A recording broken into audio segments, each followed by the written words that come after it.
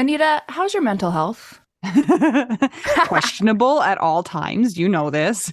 Yeah, how's the mental health of your children? Also a little bit tricky. Can I tell you my experience in trying to find therapists for myself and my kids, Mel? Yes, please. Okay, this is how it goes. You ask around your friends and your family for a referral for somebody who's nearby. You finally find somebody who sounds like they might work for your family. You give them a call and you find out that A, they're not accepting new patients, or B, they have a huge wait list. So you start over again and you ask people if they know anybody who would be a good therapist and a good fit.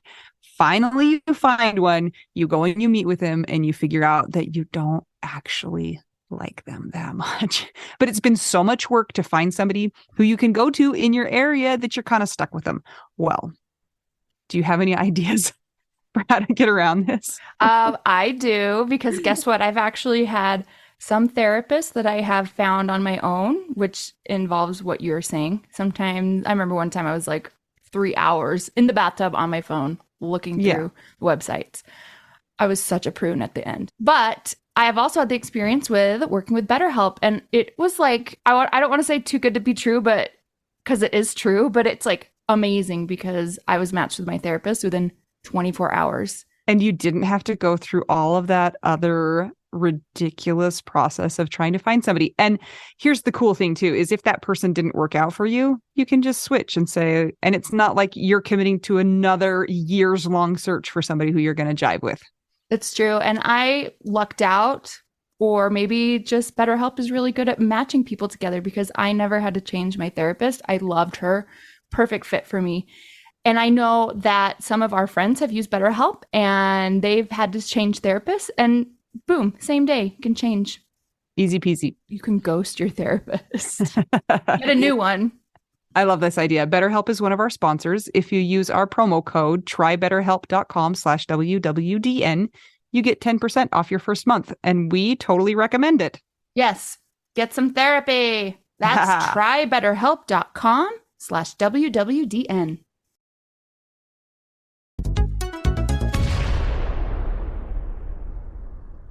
Hi, Mel. Hi, Anita. We just noticed that we both had unicorns in the background. My son gave me this unicorn thing that says, "Love you, Mom." Aw. Does it have a He name? brings it to me all the time. Oh, it does, but I can't remember what it is. Well, this is Eunice. Eunice. Eunice the unicorn. Oh, yeah. Her middle name is X. Eunice X unicorn. Okay. Mel, what are we going to talk about today besides unicorns? Well, we are going to be talking about something. We are going to be talking about something that is very common to widows and people that have suffered traumatic loss. That is the topic of secondary loss. Aha! Can I admit something to you, Mel? If you want. The idea of secondary loss was a new concept for me because I just rolled all of the losses into one. So when I heard the term secondary loss and really started to think about it, it was a little bit eye-opening for me. Yeah. So what is it? What does that even mean? Well, we have our primary loss, which is the loss in our case of our spouse or our partner. Yeah. Secondary loss is other relationships that you could lose. For example, their friends or their family, or some of your friends and some of your family. And that was eye-opening to me as well, because I think it was so shocking at the time for us to lose our partners. You can't even fathom that people are going to consciously like check out of your life, or that you may not be able to have things in common that you want to talk to them about anymore. Yeah. So secondary loss is losses that come as a result of the primary loss. So the primary loss is the loss of your spouse. Secondary loss is anything that happens afterwards that is a loss or something that is taken away from you or something that you grieve as a direct result from that primary loss.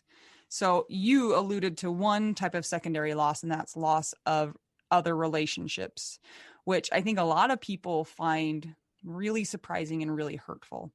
That when you're in such a vulnerable and sad and awful position in so much grief, that you lose other relationships. And sometimes it's not such a big deal because you weren't interested in keeping those relationships, but sometimes it's a major loss. And it's kind of unfair. It's really tough. There are also things that are not relationships that are considered secondary loss. What are some of those? So I can think about quite a few. One is you might have a loss of financial stability.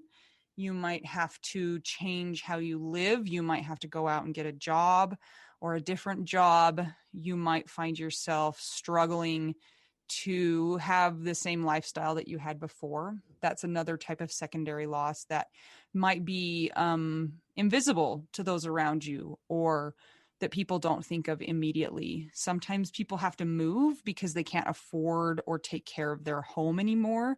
So they have to move in with their parents or downsize, or they have to lose that community because they need more support from family. So they might have to move closer to family. So that's another type of secondary loss. What else, Mel? Some people might have stepkids from their deceased partner, and oftentimes it depends on the relationship with the mother or the whoever it is of the kids, and sometimes they choose to let the kids continue to have a relationship with the now widow, and sometimes they decide to pull that out because the connection, which would be the dead partner, is gone. Yeah, that's complicated. That's really hard because that's a, what is it called? A conscious decision that somebody makes to remove somebody from your life. And that's really difficult. I think sometimes the secondary loss comes from not a conscious decision, but just, it's like you said, the connection is gone. And so people drift apart, or they don't have the same motivation to reach out and to be a part of your life. For some people, it is too painful to continue that relationship because it reminds them of the loss that they have also experienced. So, I mean, sometimes it's really complicated. And sometimes it's not as cut and dry as like that person's a jerk and they left me high and dry. Yeah, like they probably don't realize that they had those feelings. Or sometimes, do you think it's fascinating how when the main person dies, you realize your connection with the people in that person's life wasn't as strong as you thought? Yeah. Oh, I guess they really weren't My friend. compatible. Yeah. I see Yeah. why they were my friend, or vice versa. Mm-hmm. Did you experience secondary losses of relationships that surprised you in who left your life and who stuck around? Not so much in Scott's friend circle. I think because his community was theater, and theater's really good about, oh, there's emotional people having a hard time. Now we're going to go into that. Like they don't run away. They're like, we're here for you. They're like, we love this. Yeah. Go. I actually gained some friends that I got to know better because of Scott's death, which is, not typical, I know. But I did notice secondary loss with my own friends. Yeah. That was shocking to me because I can see how, okay, Scott and I were married almost 2 years. I could see how his friends would choose to be like, peace out. Like, but because his friends were theater friends, I don't feel that. But yeah, with some of my friends, there were people that I was aware that they didn't know how to support me because I also didn't know how to be supportive. Right. Yeah. Supported. But I did notice that there were some people that just completely checked out. And so I was grappling with this, like, well, I love this person. This is my friend. I also understand that I wouldn't know what to do in this situation, but I also am watching them pull away. And like, I kind of had empathy for them, but I also was in my own situation. And so I did feel kind of mad about it. Like I feel like in those early times, like when things like that happen, even though there are reasons for, well, yeah, everybody has their reasons and their decisions and everybody gets to decide what they do with their own life. Like there are still things that are so ingrained in my heart where I feel resentment for little things just because it's such a touchy time. But it's weird because I can get it. I empathize in a way with them, but I still feel like, ugh, Rude. Is this one of those and experiences? You can you can empathize with them and you still feel angry and hurt by their actions. Yes. And is that okay? I think so. Yeah.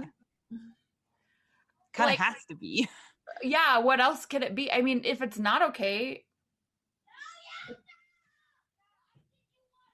I also gained 4 fake stepchildren, which is not a secondary loss, but I don't know what you would call it.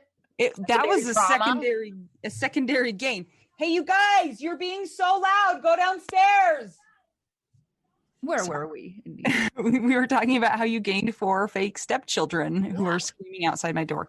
I was also surprised at how some of the relationships that I had changed and how some of them were ones that I would not have predicted. I felt like there were some that I would have said, you know, I could see this kind of falling away. And there were some that I thought would be really tight and close. And I have seen them change. And it has been, I don't know if I would say that I harbor resentment or I feel a lot of pain. I'm just more perplexed by it, a little bit confused. But also I can see for the ones that I'm thinking of, I can almost see the gears in their head. And for one in particular, I know that that person has a really hard time feeling feelings and really feels feelings about Jason dying. So I feel, it's like you said, I feel some empathy for that person because I feel like probably they need to feel those feelings, but don't want to. What about when we feel no empathy and we're just pissed? You know, I think that that's fair. I don't think that we should. I don't think that we need to try and chase that away necessarily. I think we need to examine those feelings and try and come to a place where we're not angry, because the anger only, it's like they say, it's like you drinking poison and waiting for the other person to drop dead, right? Yeah. Do you think there's a way to speed up getting over this stuff? I don't know if there is. I think it's always a good exercise to try and see things from another person's perspective. I think that you have to be in an emotional place where you're able to do that, though. And early grief might not be the time where you're able to do that.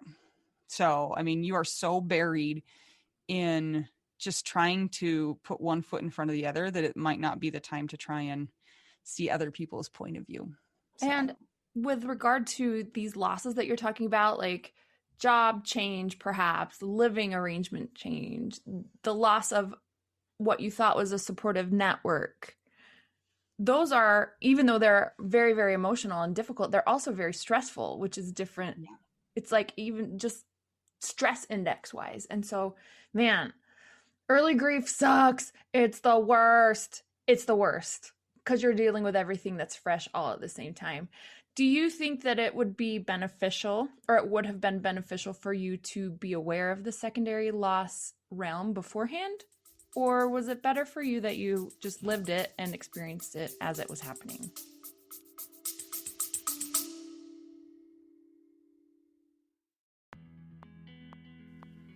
Sometimes we assume that unless we had a huge life insurance payout, we don't really need to know anything about investments or even finances. But guess what? A little knowledge of finances is critical for all of us. Maybe your partner was in charge of that stuff, and now you find yourself making all the decisions. Maybe you're mad about that. Maybe I am. Nicole from the He's Gone But the Money's Not podcast is here to help. She tackles financial literacy by telling the stories of women and widows and finance experts, and shares the lessons they've learned as certified financial planners. Whether you know a lot and feel confident in your financial decisions or feel unsure about all of that stuff, there is more to learn. Listen and subscribe to the He's Gone But the Money's Not podcast on all podcast platforms. This ad was paid for by Rockhouse Financial, an SEC registered investment advisor.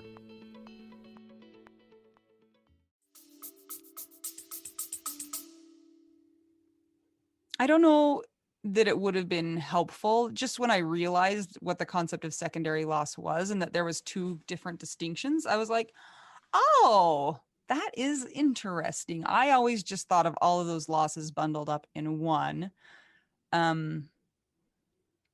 I I do think it's nice to hear from other people that feeling those feelings about those secondary losses is universal. Even though people will experience secondary losses, there will be secondary losses from the death of your spouse.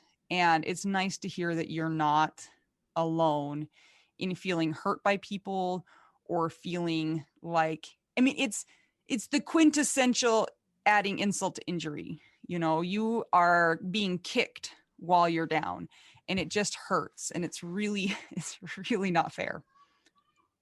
But it is universal, It feels unfortunately. like abandonment, Mm-hmm. I think, and in what can already seem as a very isolating incident and now life for Right. somebody who's lost a partner, when the support network that starts pulling away that's been there for a long time, it makes sense why people feel how they feel. It's just like you feel abandoned. Yeah.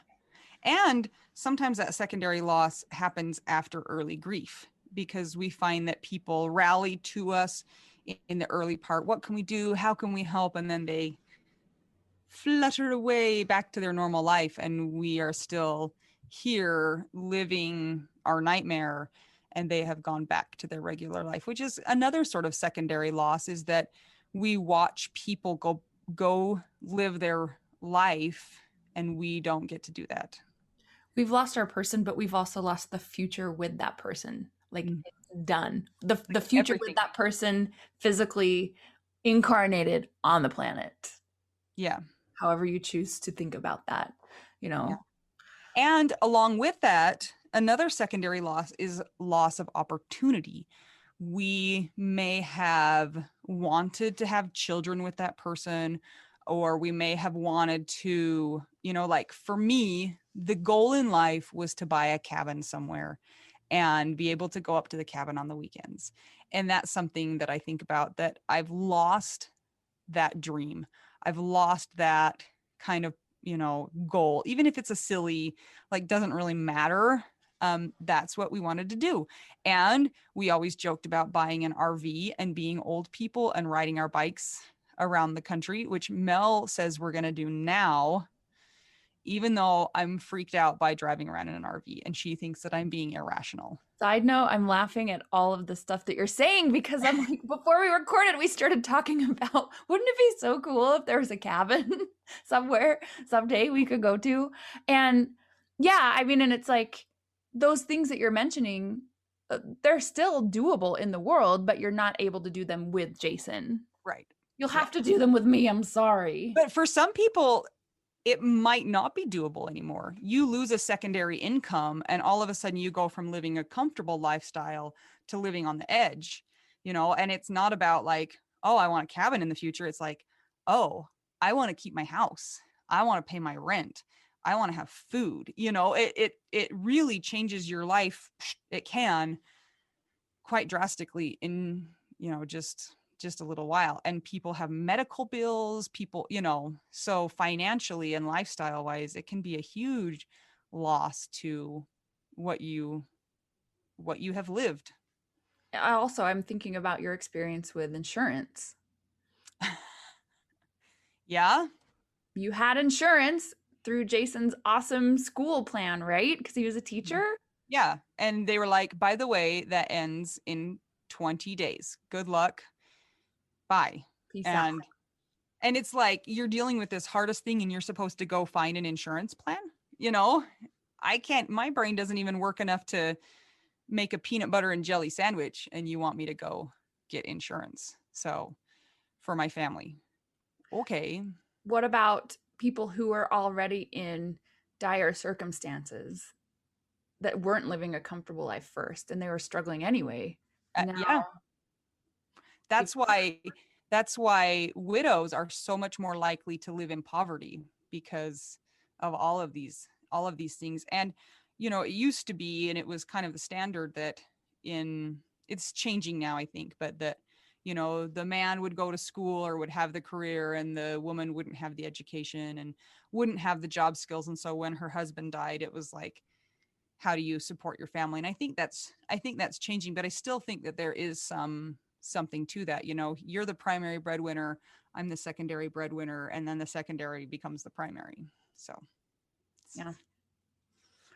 not easy. Yeah. What about, here's another one that's a little less tangible, is loss of your identity and your purpose. And your self-esteem. Yeah, a lot of us, we have been in our relationship long enough that it's not really, you don't really have your own identity anymore. It's the two of you who have an identity together. And then that person's gone. And it's like, who am I? Why? What's my purpose here? What am I doing? Especially if your spouse died of a long-term illness and your role for a long time was caretaking. That's gone. What's your purpose? What are you here for? Yep. Totally. Or if your partner was the one that gave you validation, where like, am I looking fat? And they're like, no, you look great, honey. Yeah, I really, really have a hard time with this because it's just the little things, like just being called, like Jason used to call me pretty lady. He'd be like, hey, pretty lady. Like just that little bit of validation that was unasked for goes a long way. And there's nobody to do that right now unless you say to them, hey, tell me tell me that I look good, or tell me that I'm valued. That's all it was, is that little piece of, you're valued, I love you, you're worthy, you're worth something. And we lose that. It's hard. And even though it is not the initial loss of the partner, these are losses that we grieve. We have feelings about all of them. There's loss with all of them. So it makes sense why us widows are how we are, especially in early grief. Do you think that secondary loss is always negative? Well, would it be called loss if it wasn't negative? Well, a deficiency of something. The word loss could be neutral. I do think that sometimes secondary loss pushes us to do something that ends up being beneficial. So, for instance, I'm now the primary breadwinner. I'm going back to school. And now I have become a nuclear biologist, because that's what you go back to school for. So I do think that sometimes it causes us to grow in ways that we wouldn't choose, but I don't know if you would say a secondary loss in and of itself is good. Do you have an example of that? Do you have something in mind? I think it would maybe require reframing of the word loss. Okay. It could just be it, because it is a loss. It is something that was in your field, like of your person, and it's gone. It's a loss. But that doesn't, I don't, for me personally, I usually try to see things as, what am I supposed to learn from this? And so if I sit too much in the loss and I'm like super mad and I'm like, how dare they? And I'm then going the extra mile and putting blame on people and all that stuff, then I'm not able to see why it might be just kind of how it is. And then ultimately I get to decide if that's a benefit or not. There have been so many surprising instances of things that I did not have in my life before that I do now that have been life-changing and life-altering and very positive. And I would never pick the death of a partner to be the catalyst for that, ever. Yeah. However, I can see a lot of positive changes. For example, when Scott died, everybody knew Scott died. And at the time, even before he died, I was trying to work on how I could kind of get out of the same hamster wheel I was in and make a life change. Well, because he died and because everybody externally of me was able to see that he died, it gave me what I needed. It gave me the space that I needed to then do whatever I wanted to do and not feel guilt if other people had comments or issues about it. So that kind of is moving a little bit away from like just the topic of secondary loss, but I do see it as a catalyst for something that has enabled me to feel confident enough because it made people back off from me. And anybody on the planet likes to be liked. They don't like to have judgment from people, even though we're like, well, we need to work on that. And like, if you want to do it, then you do it. We're all human. We all have feelings. We all want like validation. Like who doesn't like feeling like everybody likes you, right?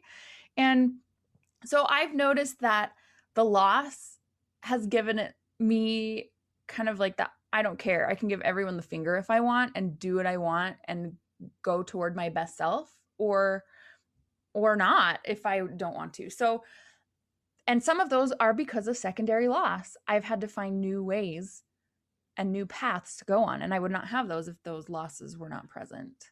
So actually early in the discussion that we were just having, I was thinking about that. I was thinking, there's secondary losses, but then there's secondary gains also. And I think a lot of people were resistant to those gains because they came in such a way, like you said, that you would never choose. But when you do examine your life, you're like, this would never have happened had Jason not died. I would not have accomplished this. I would not have met this person. I would not have,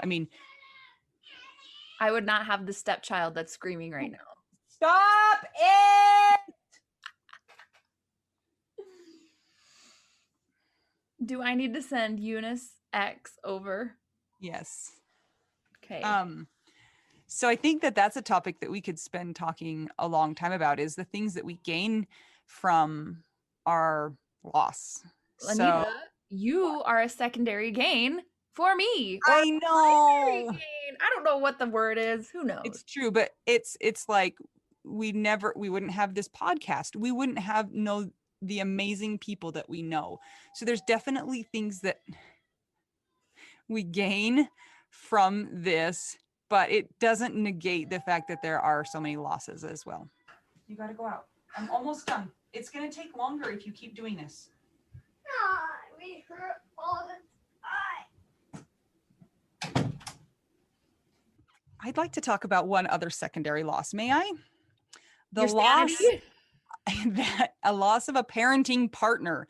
It is relentless. It is aggravating. It is burying to not have your parenting partner. And we are witnessing that in full force as this Widowsode has unfolded. It's not cool. It's not cool. But I don't even know where we were. You're on like the good parts. What we've gained. Yeah. Well, you gain, you lose. The gaining does not negate how hard it is to have those secondary losses, and how people sometimes outside of the grief community don't realize how those secondary losses hurt and what they might entail. What are some of your experiences with secondary loss? Comment below. Help us keep the discussion going. We want to hear what it's like for you. And remember to join our Widow Wives Club for more friends that you wanted to have, but now you cannot live without because they're so cool. They're your secondary gain. Thank you. We appreciate all your support and all of the discussion. I'm Anita. I'm Mel.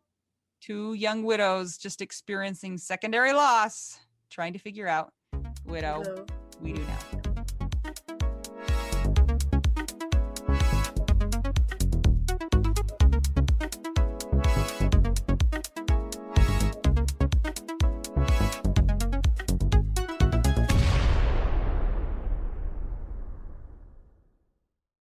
This is my favorite thing to discuss with you.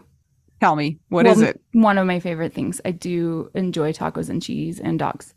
This is about how you cannot pay hundreds and hundreds of dollars for a phone plan, especially when you're a widow, your person is dead, you might have kids, you might need another option, and you just want your phone to work, you want unlimited texting and service, and you want it to be like $25 a month. It blows my mind that they have plans that start at $15 a month. That is so cheap. And the cool thing is it uses other 5G networks, and so you don't have to pay extra for that, and you still get great service. Yep, Anita and I have traveled all over, and I have used my phone. So I highly recommend it, and my mom's even on it. When my dad died, we put his phone down to the cheapest plan, which is $15 a month. And I think my mom's on the $20 a month plan, and it's so worth it. It's so much cheaper than what we were all paying before. So I highly recommend it if you're on a budget or not. Who cares? Ryan Reynolds is in charge of the company, and they send you free stickers with Ryan Reynolds temporary tattoos. It's kind of the best. So If somebody wants to sign up, what can they do, Anita? Go to trymintmobile.com/WWDN. Seriously, you guys. Such a great idea. Save yourself some money. And if you're worried about losing data or having any changes with your phone, not going to happen. They walk you through it. Everything's fine. It's the easiest process of all time. Again, that's trymintmobile.com/WWDN.